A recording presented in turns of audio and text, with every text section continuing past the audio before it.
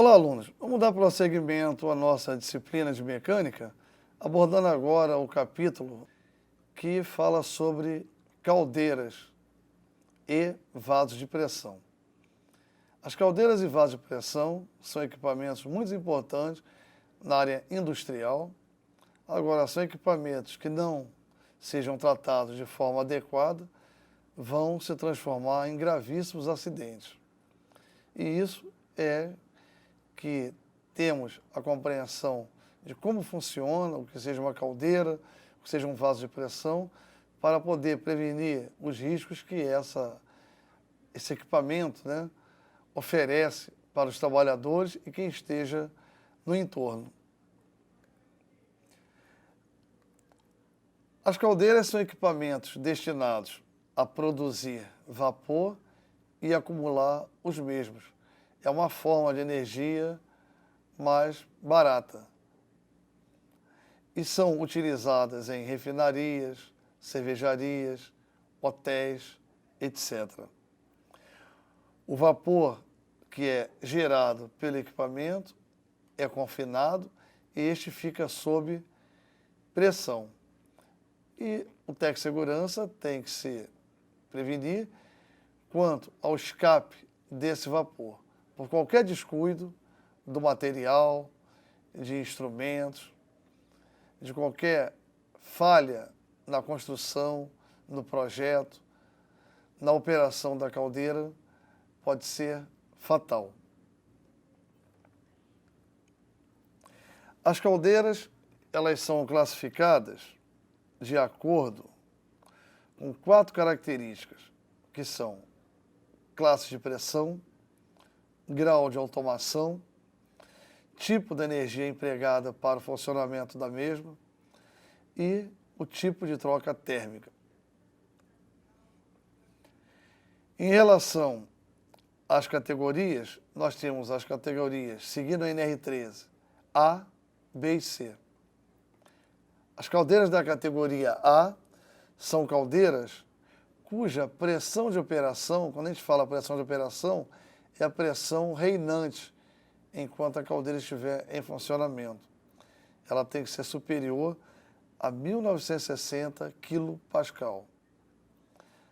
As caldeiras de categoria C são caldeiras com pressão de operação igual ou inferior a 588 kPa e possui um volume interno igual ou inferior a 100 litros de vapor.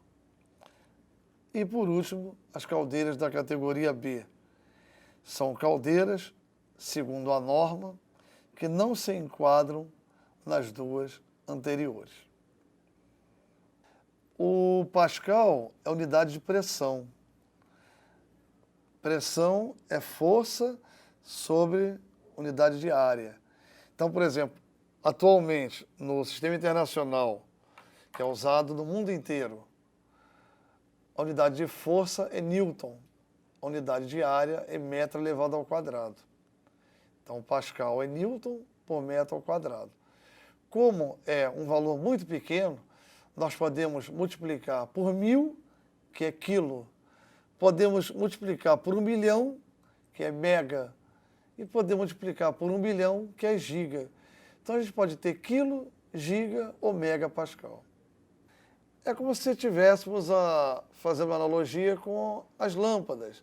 Então, as lâmpadas têm uma potência elétrica de watts, mas em outros tipos de aplicações de energia, nós temos quilowatts, megawatts e gigawatts. As caldeiras, elas são equipamentos muito perigosos se não forem tratadas de forma correta e segura. Então, há situações, como aconteceu na Reduc, refinaria Duque de Caxias, alguns anos atrás, um operador de caldeira recebeu a caldeira do setor de manutenção, a caldeira veio com determinado defeito. E ele estava acompanhado de 2 empreiteiros, hoje chamados de terceirizados. Ele acendeu o primeiro maçarico, aí virou aquele lança-chamas, acendeu o segundo. Quando ele acendeu o segundo, ele reparou que o primeiro apagou. Então ele na hora teria que agir com a razão. Não, ele agiu com a emoção. Ele não parou para ver o que teria acontecido, porque é uma situação atípica. Então ele teria que ter chamado a manutenção, que na época, na Reduc, era centralizada. Ele pôs fogo no primeiro maçarico novamente. Só que a válvula de retenção não reteve combustível, que nesse caso era um combustível gasoso. O combustível adentrou a câmara da caldeira e quando ele riscou novamente a chama, a caldeira explodiu na sua cara, deixando com 99% de comprometimento e matando os dois empreiteiros na mesma hora. E depois fosse descobrir na investigação e análise de acidente de trabalho que essa válvula estava com defeito. Ela não vedou a entrada do gás, do combustível gasoso. Continuando a classificação das caldeiras, de acordo com a NR13, né, nós temos a classificação pelos tipos de combustíveis. Os combustíveis podem ser líquidos, podem ser sólidos, pode ser gasoso, podemos ter caldeiras elétricas ou podemos ter caldeiras de recuperação de álcalis. As caldeiras também têm dois tipos muito importantes. São as caldeiras do tipo fogo tubular ou as caldeiras água tubulares. As caldeiras flamo-tubulares ou chamadas fogo-tubulares, como o nome já diz, são aquelas em que os gases da combustão, que são chamados gases quentes, eles são gerados a partir da queima do combustível. Então, eles é que vão transformar a água no gás quente. Esses gases, eles circulam no interior de tubos. E a água, a ser aquecida e ser transformada em vapor, fica fora dos tubos. Essas caldeiras podem ser verticais, mas as mais utilizadas são horizontais.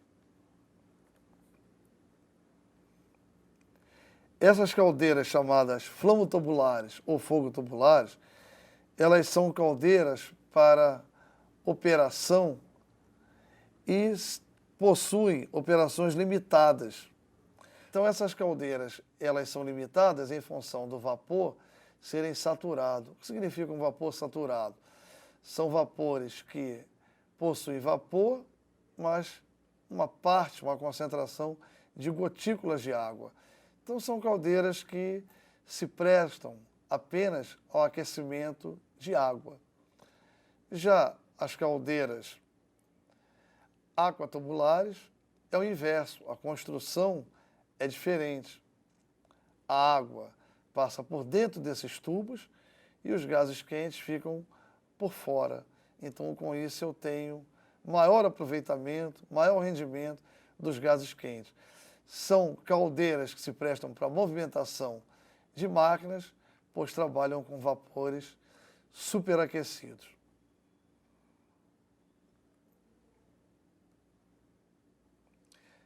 Em relação às mesmas caldeiras, nós podemos citar aqui alguns tipos de riscos.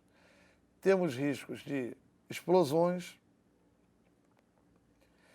temos riscos de explosões por superaquecimento, explosões por especificação de material, metalurgicamente falando, riscos em função da deterioração do material que vai ficando frágil em função de estarem corroídos, riscos de choque elétrico, riscos de queda em caldeiras de tamanho alto.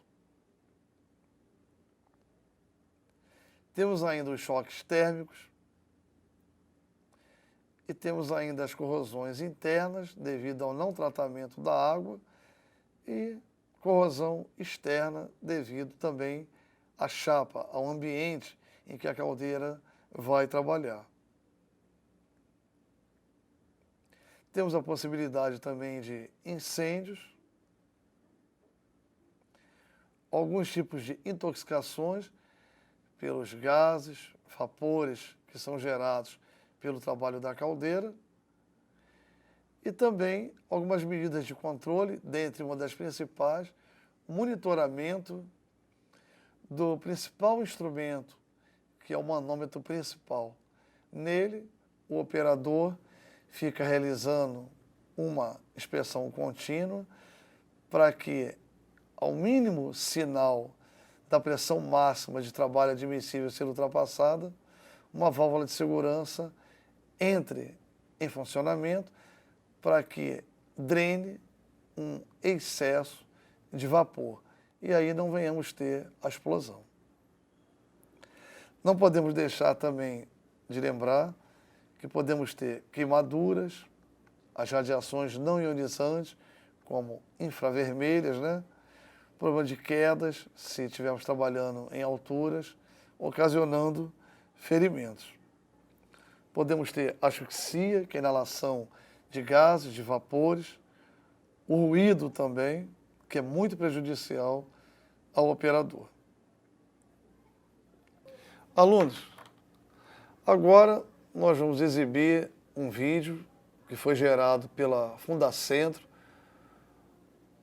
um dos braços direitos do Ministério do Trabalho, no que fala sobre a NR13, caldeiras. Esse filme vai mostrar a importância do equipamento na indústria.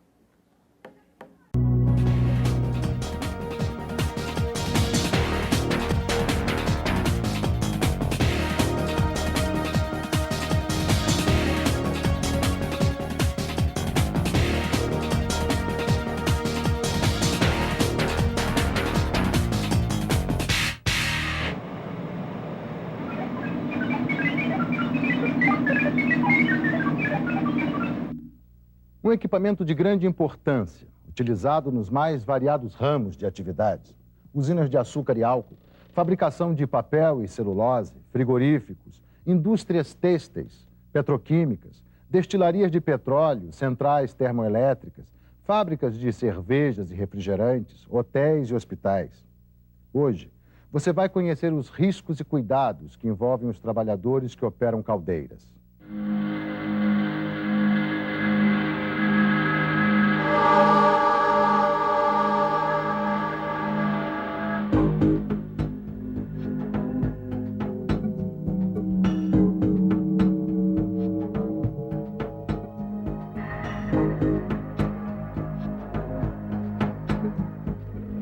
As caldeiras são usadas há séculos. Os primeiros navios e as locomotivas eram movidos a vapor.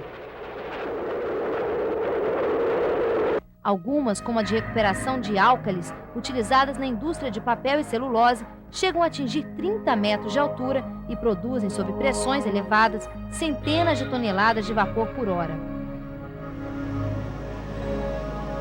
Os profissionais que trabalham com caldeiras precisam de treinamento específico. A utilização do equipamento de proteção individual e a constante manutenção dos equipamentos são fundamentais para a prevenção de acidentes. As empresas mais modernas já possuem um sistema de controle automatizado. Algumas caldeiras chegam a funcionar durante 24 horas, divididas em 3 períodos. Cada turno funciona com apenas um operador. Eu faço a parte de operação dela, cuido da limpeza de filtros, verifico como é que está a queima da caldeira, se está queimando bem, se está tendo algum problema. Faço a dosagem de produto químico na água da caldeira para fazer o tratamento dela. Você tem acesso ao manual técnico e às inspeções que são realizadas aqui? Tenho, a gente tem que estar atualizado sobre isso, tem que saber as condições da caldeira, porque a caldeira é muito perigosa, né? Pode haver explosão, essas coisas. Caldeiras eu tenho uma experiência de 6 anos, acompanhamento e operação. Você teve algum treinamento antes de começar a trabalhar com caldeiras? Nós tivemos, como todos os operadores em si, a gente tem o treinamento técnico, inclusive que é exigido pela própria norma para se trabalhar na área de caldeiras, NR13. Essas caldeiras são todas automáticas com sistemas de segurança para sobrepressão, nível, e antigamente não existia esse controle, era feito tudo manualmente, então estava na mão de um operador somente. Hoje não, a gente já trabalha com bastante segurança e até hoje não tivemos nenhum problema nesse sentido. Apesar de algumas indústrias serem automatizadas, no Brasil ainda existem muitas empresas em que o operador está diretamente exposto ao risco. Um dos principais é a explosão. Quais são os aparelhos mais importantes que têm que ser observados constantemente para que não haja um acidente? Primeiramente, nós temos que ter funcionando perfeitamente, bem calibrado, o manômetro, que vai nos mostrar a pressão de trabalho, e depois nós vamos ter que fazer, temos que fazer diariamente também a correção, por exemplo, verificar pressostatos, que desligam os combustores, pressostatos que faz o bloqueio geral da caldeira, no caso do excesso de pressão. Já viu alguma explosão ou algum incêndio, algum problema acontecer? Aqui mesmo, né? Já teve explosão, né, na caldeira, né? E foi bem difícil, né? Já teve aqui. Teve vítima? Não. Graças a Deus, felizmente não teve vítima. E por que a caldeira explodiu? Bom, a primeira foi na partida da caldeira, né? Houve um problema de coisa e na partida houve uma explosão, tá? E a segunda acho que foi em Campanha. Ela também houve uma explosão também, né? Mas aí foi o problema operacional. Podemos ter explosões na parte do gás, na parte de alimentação do combustível e explosões na parte da água, tá? Você pode ver aqui nos queimadores, tá? Os queimadores da caldeira, ele permite a queima com óleo combustível e com gás natural. Esse painel que nós vimos aqui é um painel de acendimento e de segurança da caldeira. Ou seja, essas caldeiras, elas são compostas de detetores de chama. Existem detetores de chama. Em caso de falha de chama, ou seja, se um maçarico desse apagar, automaticamente esse painel de segurança corta o gás, tá? Ou seja, toda vez que houver um desses maçaricos apagarem, você tem que cortar o combustível para evitar exatamente a explosão de combustível dentro da câmara. Ou seja, você tem muito combustível dentro da câmara de uma vez e você não tem chama. Quando você tem a chama, ocorre uma explosão, tá? Então, esse é importantíssimo, um painel de segurança que corte o gás no caso de falha de chama. Então, o maior risco de explosão numa caldeira na parte do gás é a chama apagar e você continuar injetando combustível. E na parte da água, seria você perder o nível do tubulão superior. Então, você pode perder o nível do tubulão superior, tá? Por questões de, por exemplo, furar um tubo. Fura um tubo, cai o nível de água, e se você não apagar os maçaricos, você vai gerar realmente uma deformação muito grande na caldeira. Você vê que aqui, esse manômetro principal é uma necessidade de toda caldeira. Toda caldeira tem que respeitar a NR13 e tem que ter no frontal a sua pressão indicada no manômetro principal. Para evitar estes riscos, o governo, em parceria com o sindicato e os representantes de empresas, concluíram em 1994 uma importante revisão da NR13, a norma regulamentadora que trata do assunto. Depois de uma série de reuniões, a revisão da NR13 foi oficializada por uma portaria do mesmo ano, publicada no Diário Oficial da União. A revisão da NR13 resultou em uma das melhores normas regulamentadoras já editadas em nosso país. Tanto é que inspirou a Fundacentro a publicar o Manual Técnico de Caldeiras e Vasos de Pressão, onde a norma é comentada item por item. Levou também a Secretaria de Segurança e Saúde no Trabalho a editar a Portaria número 393, conhecida também como NR0, de 9 de abril de 1996. Esta portaria estabeleceu os procedimentos para a realização da revisão de normas regulamentadoras do Ministério do Trabalho. Além disso, instituiu a Comissão Tripartite Paritária Permanente, pela qual deve passar toda a revisão ou criação de NRs. Em 1995, o Brasil propôs aos outros países do Mercosul a adoção da NR13. A NR13 lista as irregularidades que são caracterizadas como risco grave e iminente. Entre elas, podemos citar falta de válvula de segurança, falta do manômetro, uso de artifícios que neutralizem sistemas de controle e segurança, em locais confinados, não dispor de saídas em direção distintas, amplas e desobstruídas. Acesso fácil e seguro para as atividades de manutenção, operação e inspeção. Ventilação. Iluminação, conforme normas oficiais, e sistema de iluminação de emergência.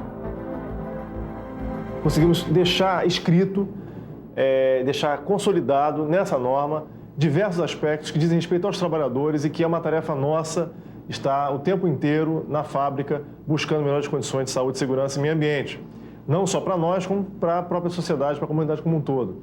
E é por isso, então, que a gente listou alguns itens nessa norma, aumentando, inclusive, as condições de risco grave e iminente, que são situações que ocorrem na indústria, lamentavelmente ainda ocorrem, né? Por exemplo, o que a gente chama de bypass de sistema de segurança, ou jump de sistema de segurança, onde um sistema de segurança ele existe para justamente uma espécie de disjuntor, né? Quando você tem uma sobrecarga no sistema, ele desarma.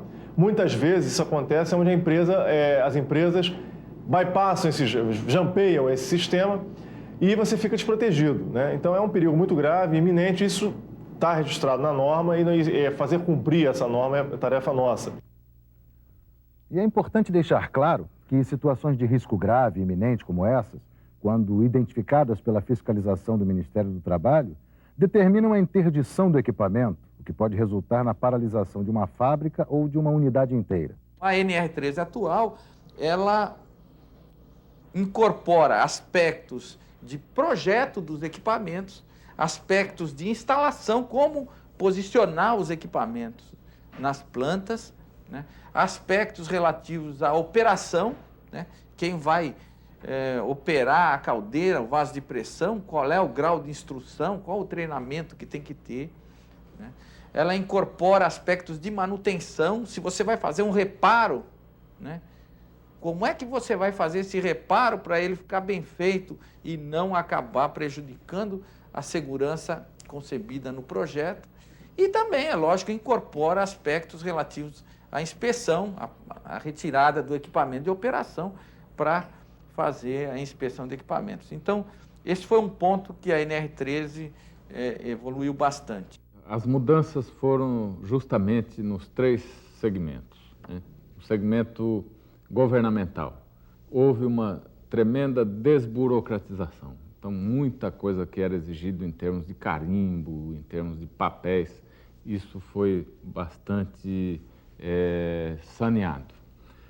Do ponto de vista da participação do trabalhador, houve um avanço significativo, de 2 formas. O trabalhador na empresa, ele tem acesso a toda a documentação da caldeira, aos projetos, ele tem acesso aos manuais de operação, a toda a documentação, tudo o que acontece com o equipamento, caldeira ou vaso de pressão, o trabalhador tem acesso. E ainda, tudo aquilo que se determinou dentro dessa norma foi feito com a participação dos sindicatos de trabalhadores, das centrais sindicais, ou seja, hoje a norma tem uma transparência total.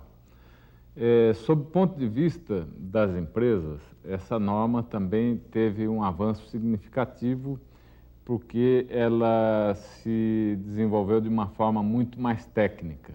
Então, os prazos para se fazer a paralisação do equipamento, para fazer uma inspeção, esses prazos eles variam de acordo com o equipamento, de acordo com o risco e de acordo com o tipo de atenção que a empresa pode ter sobre aquele equipamento. Como você viu, trabalhar em segurança é um benefício para as empresas, para o governo e principalmente para o profissional.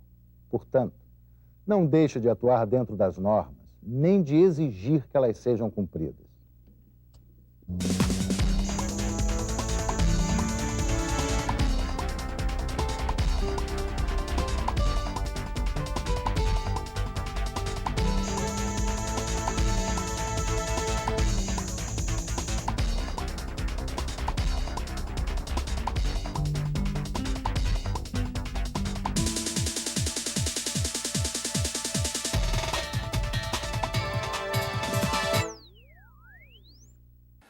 Agora, fazendo um pequeno resumo sobre o vídeo que exibiu as caldeiras, vocês repararam os depoimentos dos profissionais nas indústrias, como cervejarias, refinarias de petróleo, né?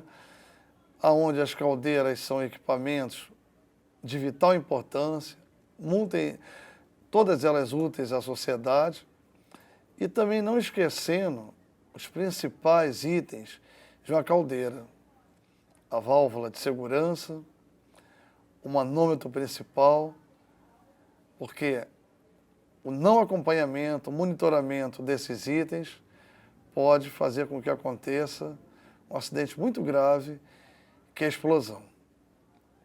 Terminado esse vídeo, nós vamos continuar na norma regulamentadora de número 13 e vamos abordar agora um outro assunto que faz parte da norma, que se chama vaso de pressão. Ao terminar os comentários sobre vaso de pressão, também vamos ver um vídeo da mesma Fundacentro sobre vasos de pressão. Vamos lá, meus amigos? Os vasos de pressão são equipamentos que contêm fluidos sob pressão interna ou externa. Pressão interna porque esse fluido fica exercendo uma força sobre as paredes, sobre o costado, sobre a estrutura desses vasos. E externa é a pressão atmosférica reinante. Quando falamos em vasos de pressão, precisamos saber aonde são utilizados esses vasos de pressão. São utilizados em vários segmentos industriais, em hospitais, cervejarias, refinarias. Eles possuem vários tipos de fluidos, e cada fluido com as suas propriedades, características e riscos. A norma pergunta o que é considerado um risco grave e iminente num vaso de pressão. E a gente pode afirmar que é considerado um risco grave e iminente num vaso de pressão o que for caracterizado pela falta de uma válvula ou qualquer outro dispositivo de segurança que seja regulado com uma pressão de abertura ajustada num valor igual ou inferior a PMTA, pressão máxima de trabalho admissível. Porque se nós formos regular, ajustar o vaso de pressão com valor superior, o que vai acontecer? Explosão na certa. Também é caracterizado como risco grave e iminente num vaso de pressão a falta de um dispositivo de segurança contra bloqueio inadvertido de uma válvula, quando esta não estiver instalada diretamente no vaso, ela estiver distante. Então, pode acontecer qualquer bloqueio e aí essa pressão só vai tender a aumentar, também gerando como consequência uma explosão. E por último, a falta de um instrumento que faça a leitura da pressão, que se chama manômetro. Então esse manômetro é importantíssimo para que o operador do vaso de pressão fique monitorando a pressão de trabalho. Temos nos vasos de pressão uma placa ou uma plaqueta de identificação, e essa plaqueta deve conter o nome do fabricante, o número de identificação, o ano da fabricação do vaso, o valor da PMTA, que se chama pressão máxima de trabalho admissível. O nome admissível já está dizendo, o valor de pressão reinante não pode ultrapassar esse valor, porque pelas características do projeto do vaso, ele não vai ter como se proteger de uma pressão maior. O código de projeto e o ano de edição. Agora, na foto, vocês verifiquem uma placa de identificação de um vaso. Temos também que ter o conhecimento da documentação e aí nós temos o chamado prontuário do vaso de pressão. onde são registrados projetos de alteração, de reparo, projetos de instalação, relatórios de inspeção da caldeira, registro de segurança e classificando os vasos de pressão, de acordo com o NR13, no anexo 4. Esses vasos são classificados dependendo do tipo de fluido que são encerrados nele e o potencial de risco, em classes A, B e C. Os vasos de pressão da classe A são os vasos que encerram combustíveis com temperatura superior ou igual a 200 graus Celsius. Os fluidos são combustíveis. São fluidos tóxicos com limite de tolerância igual ou inferior a 20 ppm. ppm é uma unidade muito utilizada, se chama partes por milhão. Temos gases como hidrogênio e gases como acetileno. A classe B são vasos de pressão que guardam, ou seja, que encerram fluidos combustíveis com temperatura inferior a 200 graus Celsius. Também guardam fluidos tóxicos com limite de tolerância superior a 20 partes por milhão, ou seja, 20 ppm. Da classe C, temos os fluidos como exemplo, vapor de água, gases asfixiantes simples e ar comprimido. E na categoria D, a água, fluidos não enquadrados nas outras categorias e ambos com temperatura superior a 50 graus Celsius. Temos aqui uma informação importante. Quando se tratar de uma mistura de fluidos, deve ser considerado, para fins de classificação, o fluido que na mistura apresentar maior risco. Agora vamos ver o que significa potencial de risco. Os vasos de pressão classificados em função do potencial de risco, eles são caracterizados em função do produto da pressão máxima de operação e o volume interno. Esse volume interno em metros elevado ao cubo, ou seja, é o produto PV. O grupo 1 são fluidos cujo PV é maior ou igual a 100. Grupo 2, o PV fica entre 100 e 30. Grupo 3, o PV fica entre 30 e 2,5.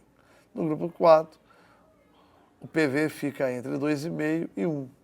No grupo 5, o PV menor do que 1. Os vasos de pressão podem ser instalados em ambientes externos e ambientes internos e devem possuir drenos, respiros, bocas de visita e indicadores de nível, indicadores de pressão e temperatura, e esses indicadores têm que ser facilmente acessíveis.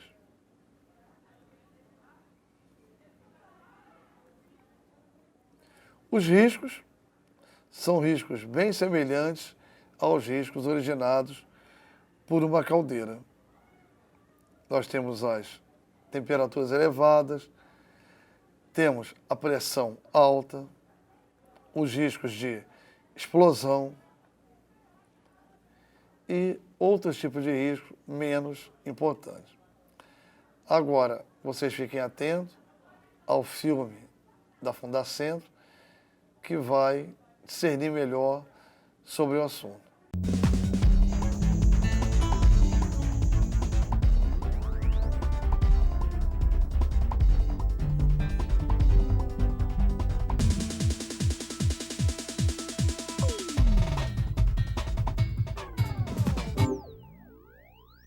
Vamos conversar sobre a segurança na operação de vasos de pressão. Alguns dos gases armazenados nestes equipamentos são extremamente perigosos. Daí a importância do cumprimento rigoroso de uma série de normas. Em algumas empresas, como por exemplo as petroquímicas, o número de vasos de pressão em uso é grande. Uma única indústria pode possuir cerca de 2.000 vasos e todos necessitam de controle e manutenção.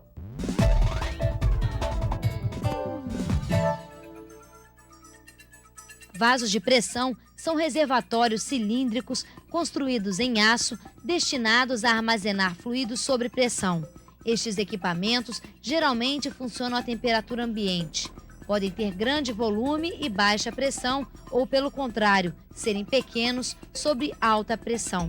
Alguns profissionais lidam com equipamentos que exigem respeito e atenção. Vamos ver de perto?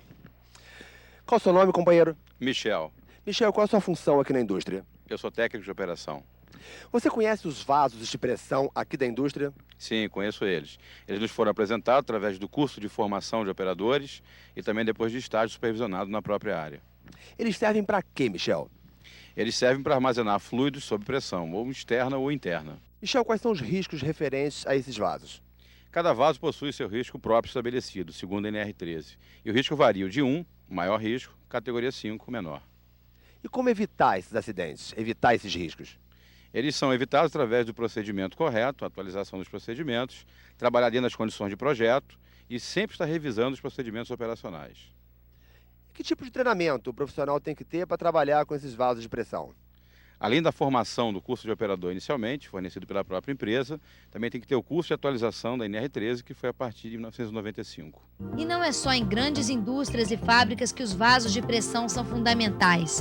Em nosso dia a dia, passamos por vários deles e não sabemos. Desde a hora de encher o pneu do carro até quando estamos sentados na cadeira do dentista. O compressor gera o ar comprimido e ele é a alma do consultório. É o ar comprimido que faz funcionar as peças do equipamento. A turbina de alta rotação é o tratamento. E o motor de baixa rotação também. Os vasos de pressão devem dispor de instrumentos obrigatórios para a prevenção de explosões. Os dois instrumentos mais importantes nesse sentido são o manômetro e a válvula de segurança. O manômetro mostra em que valor está a pressão interna do vaso, o que permite ao operador fazer os ajustes necessários para que nunca seja ultrapassada a PMTA, pressão máxima de trabalho admissível. Quando a pressão ultrapassa esse limite, antes que seja comprometida a resistência do material, a válvula de segurança deve abrir, liberando o fluido para a atmosfera e, consequentemente, aliviando a pressão do vaso.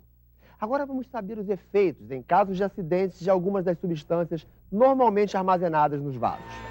No que se refere aos vasos de pressão, devem ser considerados fundamentalmente os riscos de explosão e de vazamentos.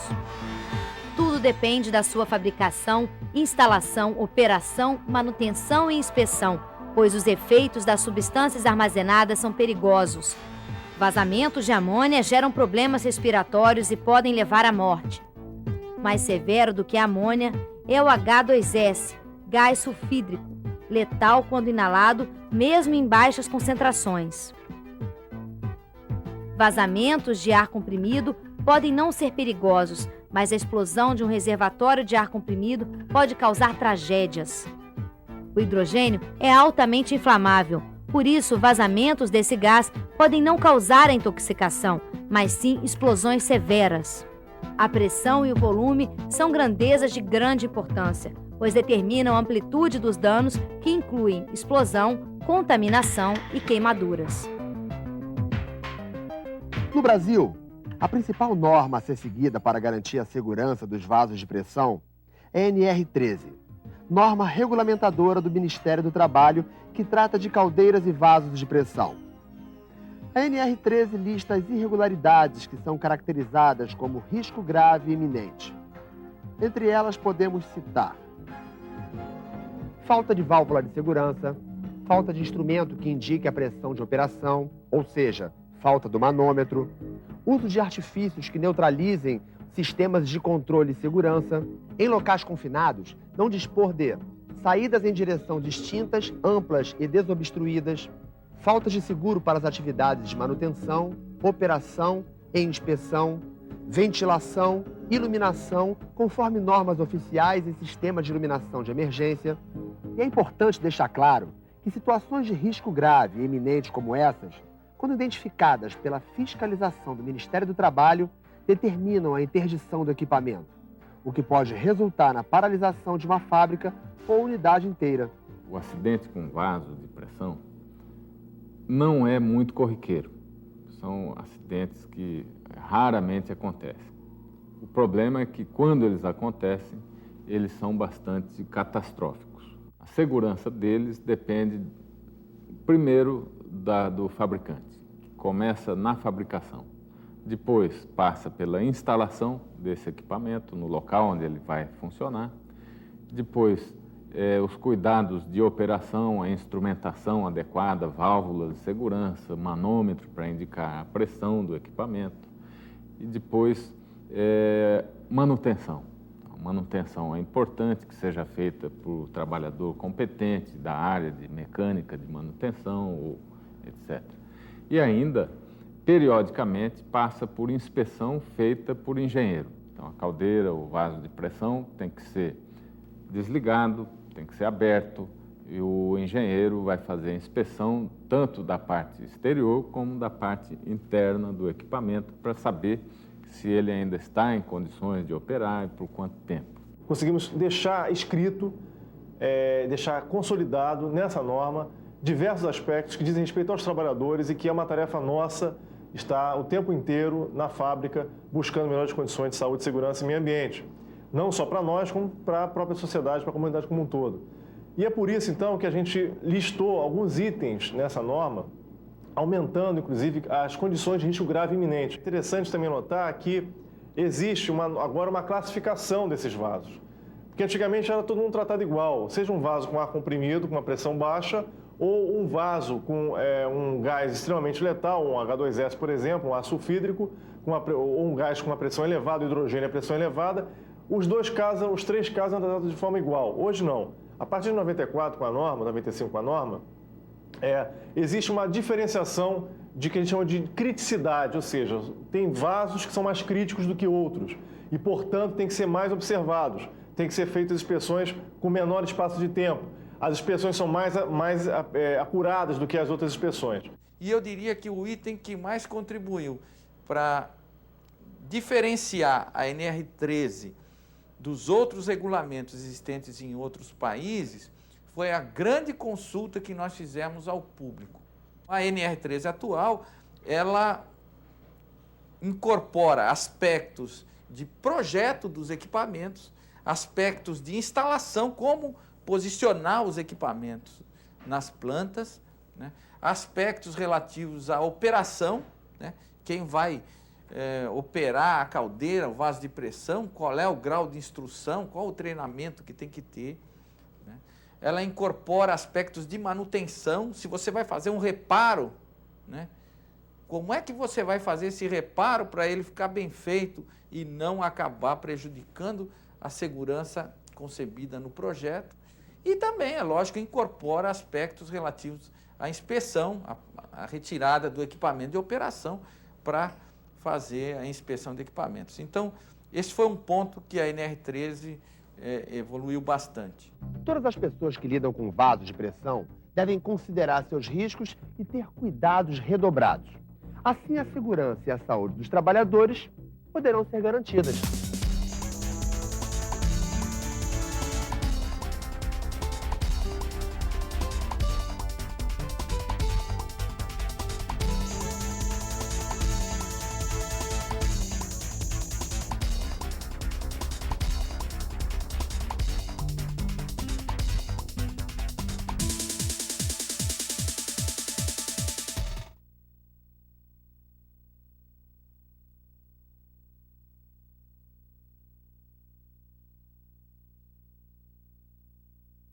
Após a exibição do vídeo, que mostrou depoimento de vários profissionais em ambientes como refinaria, cervejarias, vocês verificaram a importância dos vasos de pressão, verificaram a criticidade desses vasos, ou seja, a importância em relação aos vasos mais críticos, ou seja, dos fluidos que são mais perigosos, a integridade física e a saúde humana, e verificaram também as prevenções de acordo com a NR13. Vão agora realizar as atividades, bons estudos e estaremos atentos para o nosso próximo capítulo, que falará de máquinas e equipamentos mecânicos. Um grande abraço.